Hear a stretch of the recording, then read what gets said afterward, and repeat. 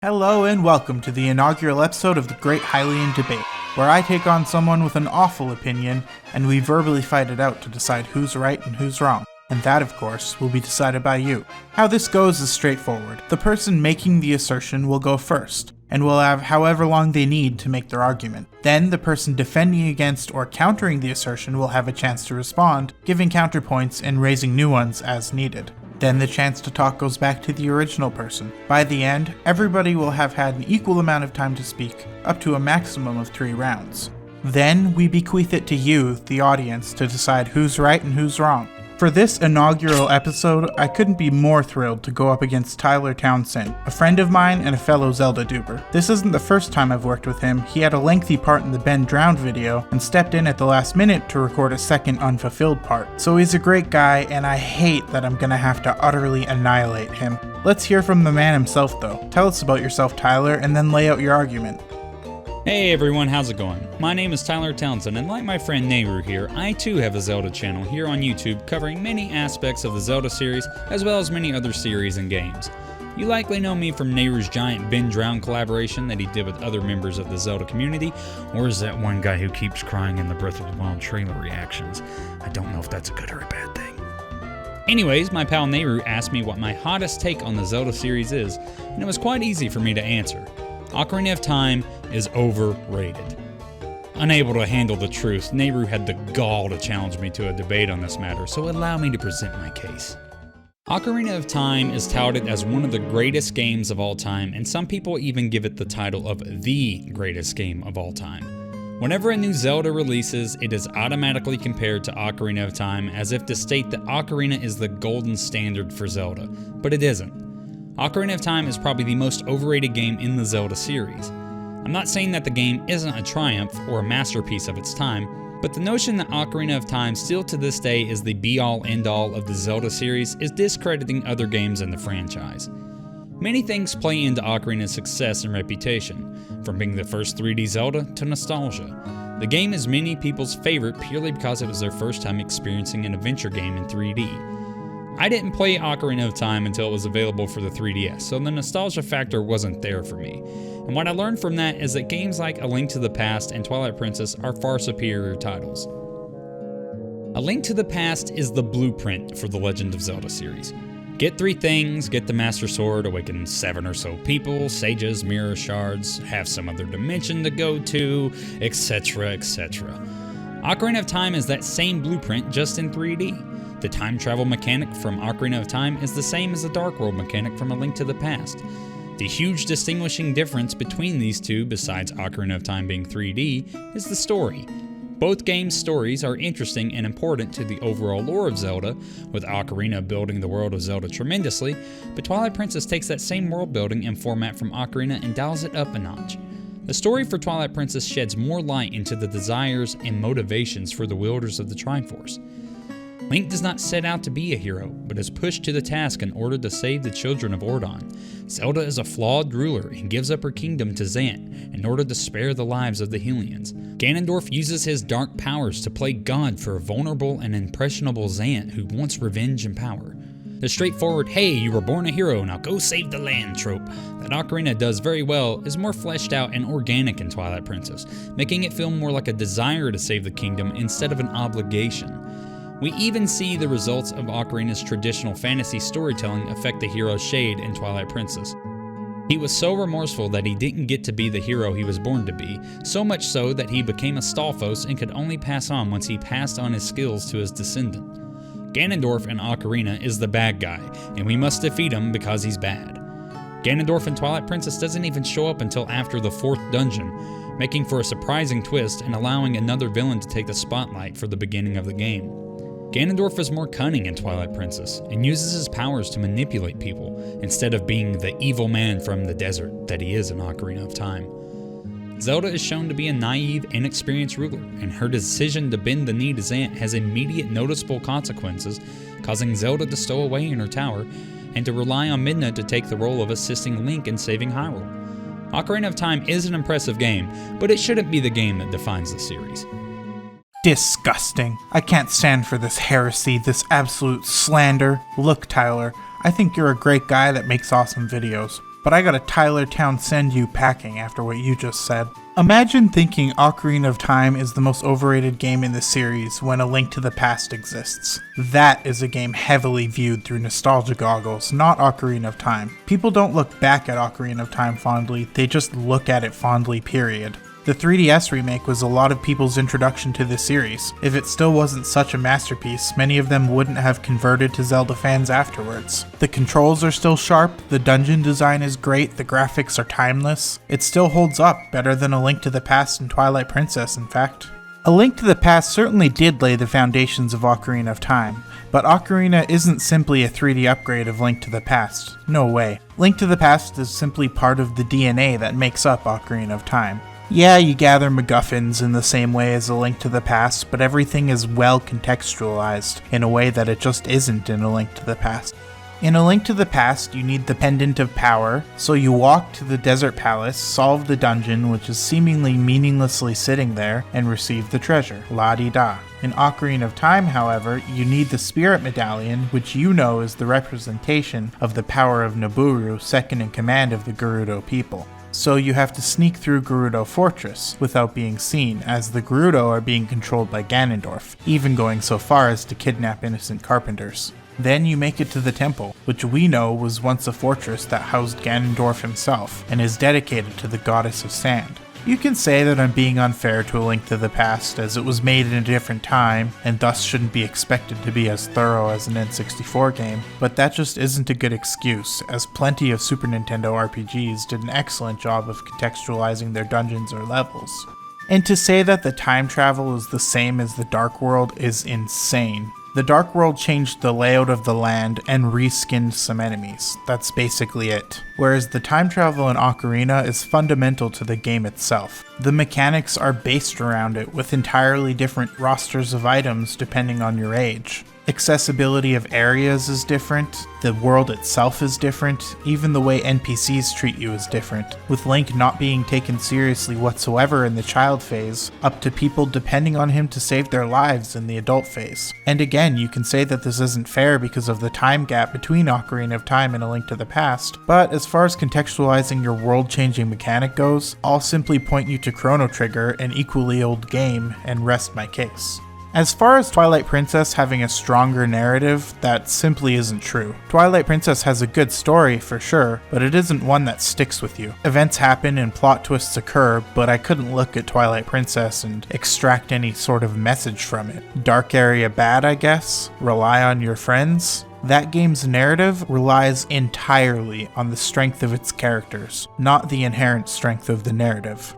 Ocarina of Time, however, doesn't have this problem. It's a coming-of-age story, a story about growing up, about how scary it is to leave your idyllic childhood behind and say goodbye to everything you know and love, and how frustrating it can be to enter a world that doesn't take you seriously. It's about how we make mistakes when we grow up, and how we need to take responsibility for those mistakes. How the friends you have won't always be there for you, and at some point will be gone forever. Ganondorf is the manifestation of the fear of change, and what he does to Hyrule is what we feel is happening to our lives as we move to a different town, or switch schools, or lose a loved one. Link is the process of growing up, learning how to spread our wings in a world that we aren't quite ready for. No, Twilight Princess isn't a better story because it has 2 final bosses or more plot twists. Twilight Princess doesn't mean anything, whereas Ocarina of Time means something very important. Get wrecked, Deku Scrub. You know, I thought we were friends, but that was really rude of you to say. The audacity to say Twilight Princess doesn't have a story is preposterous. Ocarina of Time is a fine story on its own, but the only reason its story holds any weight outside of its own existence is due to the timeline. Ocarina of Time involuntarily set itself up to be the focal point of Zelda by having diverging timelines and sparking the timeline debate. No matter what events take place during the course of the game, it's still very one-dimensional and a hero saves the world trope. You can honestly say that about most Zelda games, but Twilight Princess has so many underlying themes, manipulation being a huge key one. It's a game that focuses on the more human aspects of a character and explores stories of people being used. Midna initially uses Link as a means to regain the fused shadows. Ganondorf uses Zant as a puppet to manifest power and rule over Hyrule. Zelda is weak and inexperienced. The kingdom of Hyrule is plagued by darkness and its people live in fear of shadow beasts. Twilight Princess explores the consequences of the spread of evil across Hyrule. Gorons have broken ties with the people of Kakariko, the Zora Queen was slain, Gerudo Desert is an abandoned wasteland, and the remnants of the Gerudo are shrouded in mystery, making the desert an even more ominous place. Sure, you can boil the story down to bad guys bad, but having that extra character depth is what makes a good story. There's a good reason Midna is so beloved and Navi is met with a reasonable amount of backlash. Also, Midna's departure with Link makes a hell of a lot more sense than Navi just flying out the window and uncharacteristically not saying a single word. As for A Link to the Past, sure. Ocarina built off of a skeleton that A Link to the Past made, but without that foundation, Ocarina wouldn't be the sacred relic it's made out to be. A Link to the Past walked so Ocarina could make an attempt at running. No one is questioning Ocarina's credibility as a great game. It just isn't reinventing the wheel for the series. Without A Link to the Past context, Ocarina wouldn't be the game that it is. So much of Zelda takes directly from A Link to the Past, but it's how they implement changes and new features that give it any semblance of impact. The Dark World is the same as time travel in the sense that it's altering the world space. Even Twilight Princess uses this with the Twilight Realm, Skyward Sword with the Sacred Realm and Skyloft, Breath of the Wild with its time jump to a post-apocalyptic Hyrule, Wind Waker with a submerged Hyrule, although that one is a bit shallow in scale I admit, but the point is, this world-altering mechanic that A Link to the Past introduced has impacts on most Zelda games, and Ocarina shouldn't be praised for utilizing a gameplay gimmick that is repeatedly used in the franchise. Maybe it's the fact that it's an earlier entry in the series and it was still a new concept that made time travel so awe-inspiring. But many games afterwards have expanded upon Dark World-esque mechanics, even Majora's Mask plays with time travel better in my opinion. Also, you're giving the 3D remake way too much credibility. Ocarina of Time 3D converting people to Zelda fans is purely situation bias. Most Zeldas are strong enough games on their own to make people fans. The reputation that Ocarina had obtained as being the greatest game of all time played into the hype and buzz around the title. Again, I'm not discrediting Ocarina of Time as an outstanding Zelda. Its dungeons are great, gameplay and controls are solid, its art style is iconic and was groundbreaking for its time.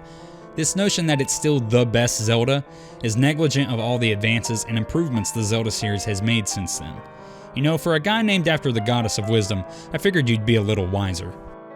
Dude, your arguments are as monotonous as the bug-killing missions in Twilight Princess. I didn't say that Twilight Princess doesn't have a story, it certainly does, and it's a pretty good one, but it doesn't have a story with any extractable meaning other than, by your own admission, don't trust people, they might manipulate you. What a shallow takeaway. Ocarina of Time certainly is a hero's journey, following Joseph Campbell's framework down to the letter, but with peers such as George Lucas's Star Wars, Tolkien's Lord of the Rings, and Homer's Odyssey, I certainly don't accept that being a hero's journey sentences it to being one-dimensional. It's a hero saves the world story if you give it merely a surface look. But as I mentioned before, everything exists as a metaphor for the process of growing up. Stripping its time travel mechanic down to its literal basic use is so uncharitable when it has such deep thematic purposes in the story.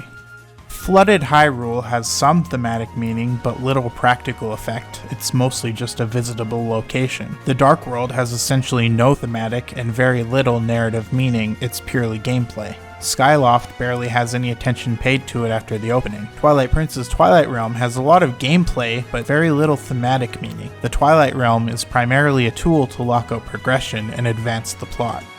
Ocarina's time travel isn't the same as the other world-changing mechanics because the other mechanics exist solely for gameplay and plot, whereas the very meaning of Ocarina of Time itself is entangled with the time travel mechanic. Time passes. People move. Like a river's flow, it never ends. A childish mind will turn to noble ambition. Young love will become deep affection. The clear water's surface reflects growth. Now listen to the serenade of water to reflect upon yourself. Nearly everything in the game serves to develop the story as a metaphor for the difficulties of growing up, and time travel is central to that. To call the time travel mechanic the same as the others, and to call Ocarina of Time's story one note, emphasizes a lack of understanding of literary analysis. Don't make me assign you Shakespeare homework, Tyler. As for Ocarina of Time not reinventing the wheel, this couldn't be further from the truth. Z-targeting is a series staple. I couldn't imagine a proper 3D Zelda game without it. Context-sensitive controls were introduced, They created the framework of 3D Zelda combat that is not only still used in Zelda games today, but lies at the foundations of entire non-Zelda series such as Dark Souls. Ocarina of Time was just as revolutionary as Legend of Zelda for the NES or Breath of the Wild. While I agree that Twilight Princess improved on most of those aspects, this makes sense seeing as it came out well after Ocarina of Time. But if we're discounting a game's worth based on whether its formula has been improved on, well, I'm sorry to say, but Twilight Princess gets blown out of the water by other games as well. Breath of the Wild has a more fluid and diverse combat system, Skyward Sword has a better story, and Wind Waker has a more timeless graphics style. Twilight Princess excels at nothing. People don't cite it as an inspiration the same way they do Ocarina of Time. It stands on its own as a perfectly enjoyable Zelda game, and that's it. Ocarina of Time may have built itself off the bones of Link to the Past, but its combat engine developed the frameworks for entire genres of video games to come, including Twilight Princess. If you want me to pay so much attention to how much Ocarina of Time owes to A Link to the Past, then you should take a look at how much of Twilight Princess comes from Ocarina of Time. A Link to the Past may have walked so Ocarina could run, but Ocarina of Time fought the Nazis on the front line so Twilight Princess could stay home watching TV in the safety of its living room. Nehru. Sweet Hylia. I think I want to need some red potion after that. But you forgot one major thing. I've got the furries on my side. Hey, thanks so much for letting me be a part of this, Nehru. It's been a while since I've truly felt disgusted with myself, so attempting to tear apart a game I actually like was a fun challenge. If you guys are true Twilight Princess fans and would like to see Zelda content from someone without a college education, then head over to my channel for weekly subpar shitty content, and let me know just how wrong I am. Also, please make sure that you've liked this video and have subscribed to Nehru, because if you haven't, I'll have to personally hunt you down and force you to watch Zelda's Adventure for the CDI on loop. Ah, the scroll of Shermak, bearer of sad news these many years ago. Tyler's just being self-deprecating. I think his arguments were great. I want it to be known that even though this kinda turned into an Ocarina of Time versus Twilight Princess argument, and I might have been a little bit harsh on Twilight Princess, I still love the game. I actually have some very personal, emotional investment to the game, and I like it more than 85% of other non-Zelda video games. So, who do you think won? Is Tyler right and Ocarina is overrated? I just have a pair of rose-tinted glasses permanently affixed to my head? Or am I right and Ocarina of Time being older doesn't mean it's less good, because games need to be looked at as they were? Drop a comment including either Tyler won or Nehru won, and I'll tally them up for the next video. And please, when you decide, consider our actual arguments, not just which game you feel more passionate about. It could very well be that Ocarina is still great, but I did a bad job of arguing for it, in which case you should vote to reflect that, or vice versa with Twilight Princess and Tyler. Big thanks to Tyler Townsend for coming on. He's a solid dude, and you should definitely go check his channel out. His video on the lack of pose in Breath of the Wild in particular is very good. Check the link in the description. I hope you enjoyed this, consider subscribing for more, and hopefully I can keep this series going. I had a lot of fun. If you are a Zeldatuber and would like to take part, please reach out. And as always, stay safe out there. It's dangerous to go alone.